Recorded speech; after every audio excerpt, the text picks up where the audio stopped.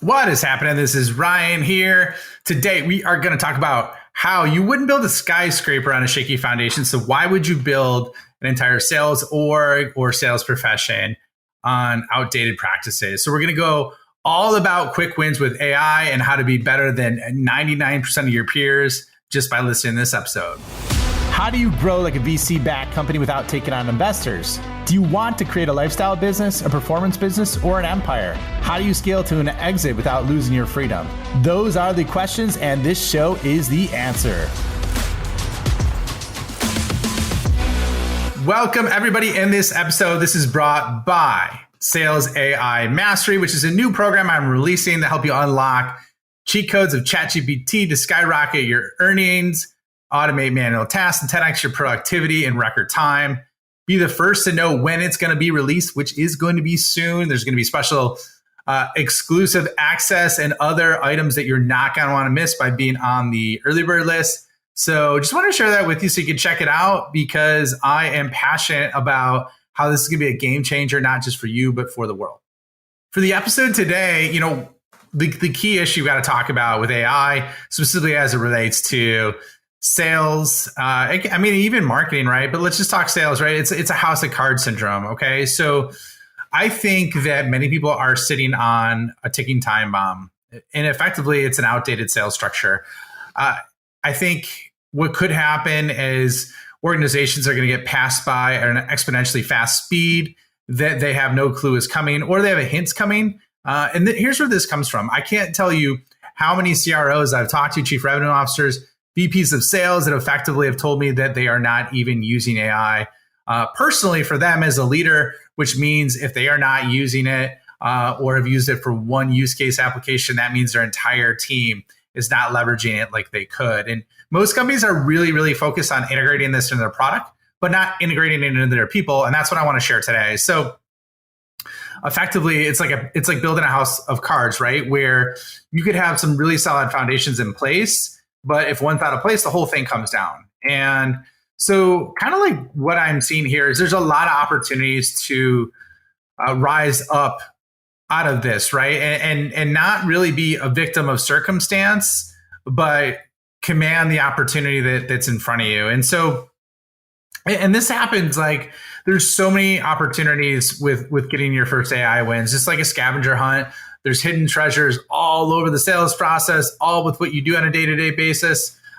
There's an exponential amount of them. And so that's why I think a lot of people are passing it by. And the reason being, if you kind of look at it, it's like a Moneyball strategy for your productivity, your creativity, and your skill set. And so the reason why sales organizations are not successful, or salespeople are not successful, is because it's death by 1,000 paper cuts, right? There's a massive amount of things that you are required to do and that you are expected to do well. And if you don't do multiple things across different areas, you're just doing mediocre, you're not going to create a good result, and you're not going to get those big deals in. And so instead of death by 1,000 paper cuts, I look at this as life by 10 power-ups, right? So if you leverage AI to use these different power-ups throughout your day, throughout your schedule, throughout your career and what you're doing, you're going to exponentially surpass many people. And they just did a study on this. Actually, Ethan Mollick, who is a well-known Harvard professor, actually did a study on this with Boston Consulting Group. And they did it across the whole, I think it was Boston Consulting, maybe McKinsey. It was one of the consulting groups. I can't remember off the top of my head which one it is. But bottom line is that effectively, there was normal performers that had a 40% increase from using AI in terms of their output, not just in terms of productivity, but the quality. So imagine a 40% bump in what you're doing. Like, that's insane. However, the other side, which was really interesting, is the people that got lazy and only used AI and did not also leverage their brain for creativity. And also, I guess, the last 10%, if you will, effectively got dumber by using it. So that's just a really, really quick story. So what I want to do today is walk through some quick wins that you would have to leverage an anti-fragile process, become anti-fragile sellers or an anti-fragile sales organization for this. And so I want to walk you through this because I think this is going to change so fast, and it already is changing so fast, but I think it's going to accelerate, and things are going to get really weird fast here. So I think it requires to be Antifragile, which Antifragile was a book that was written, and effectively the concept behind it is the more that pressure is pushed on different angles, or the more that it is attacked, the stronger it becomes, right? And so that's the way we want to look at how to, or at least that's the way I'm looking at it. I'm not going to tell you how to act, but the way that I'm looking at it is like, okay, if I want to future-proof myself, my skill set, the value that I could deliver to the world, I need to be really freaking good at this, right? And I made that decision about 9 months ago, 11 months ago, and have committed to it ever since. So step one, what I would do is I would do an 80-20 audit. I love Pareto's principle. It has rescued me in multiple different aspects of my life by really looking at the critical 80% of results that come from the 20% of effort. Okay. And this is no different. So like, there's beautiful things that you could use this for with an AI. This could be time. Like if you want to collapse time, whether it be for tasks that are automatable, like I'll give you an example, like research, right? Like researching, basically, if you client research and preparation, let's talk about that, or prospect research and preparation. So I know what a lot of people think, and I've thought this before, it doesn't take that long. It's only like 15, 20 minutes, right?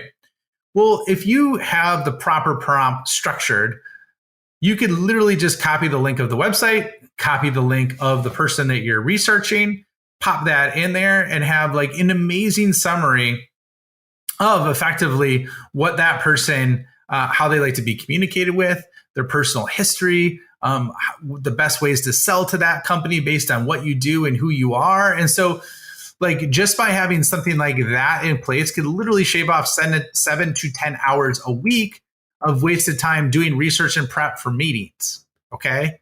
Like that's like literally one action that you could carve out hours. I mean, that could be the difference of you getting to know your children while they're growing up because you have those hours back in your life on a weekly basis.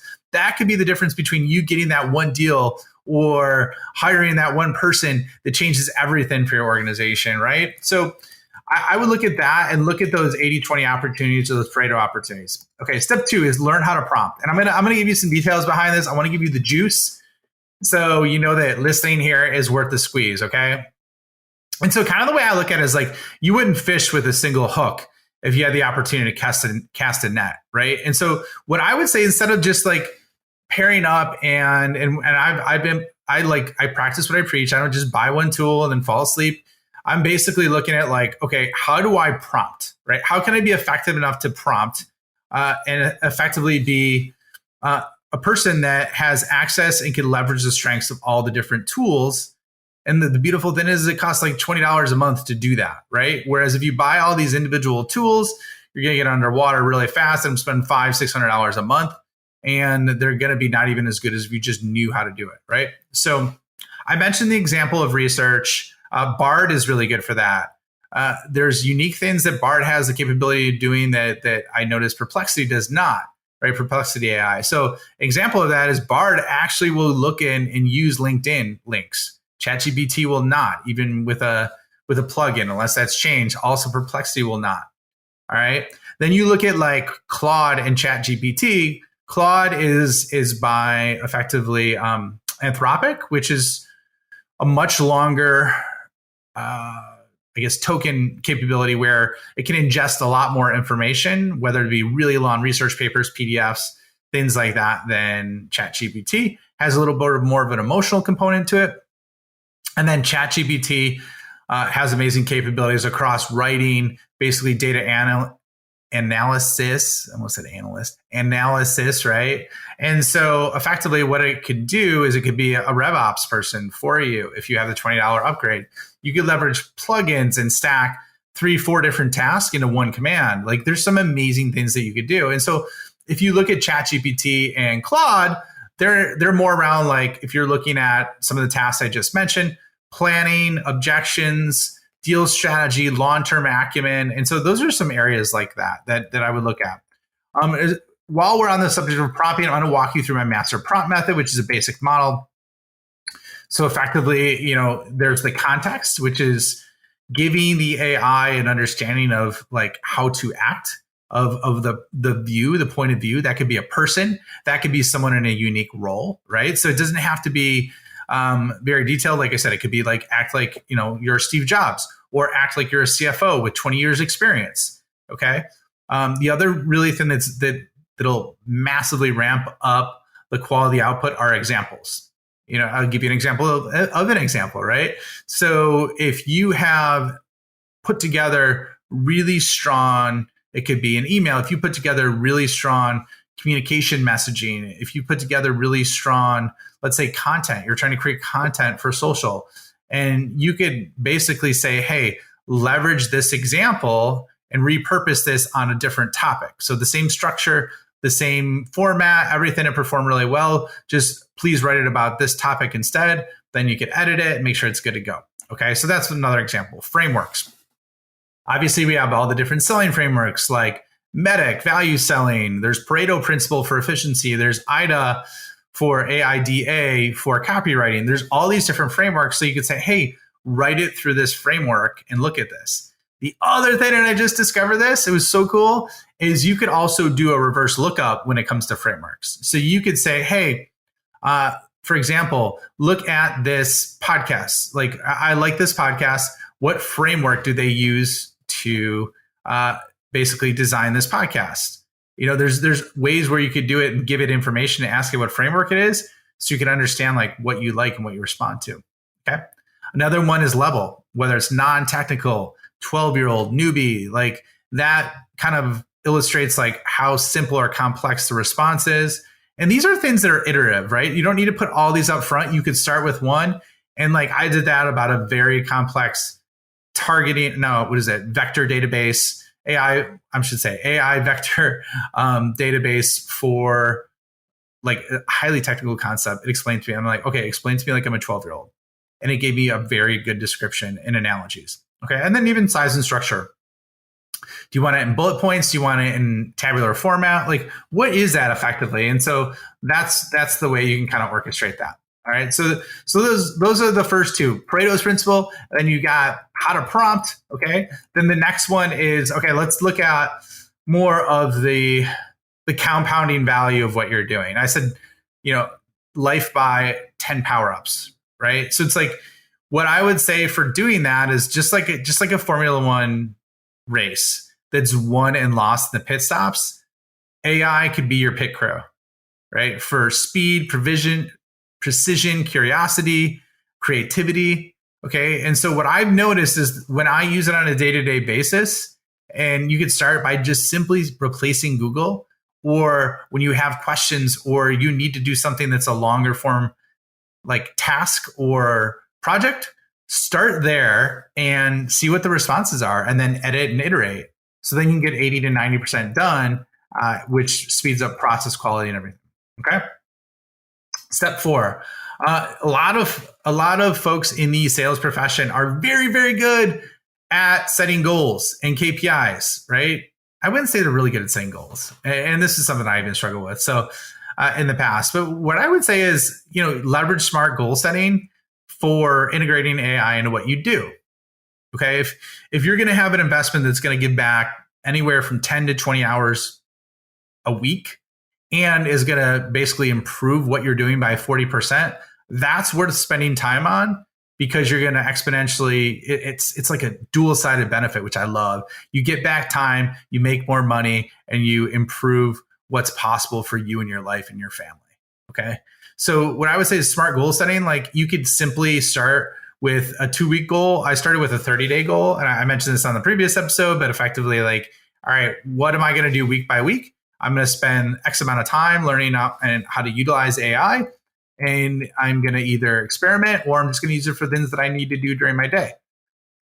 Then at the end of the day, you log what you did, the progress you made. And the beautiful thing about it was, like, once I started doing that, I was so roped in with what's possible and how I could do all these things that I couldn't do before, or do them better, or do them faster, that I started finding areas outside of that time to consistently use it. Okay. Next step is a feedback loop.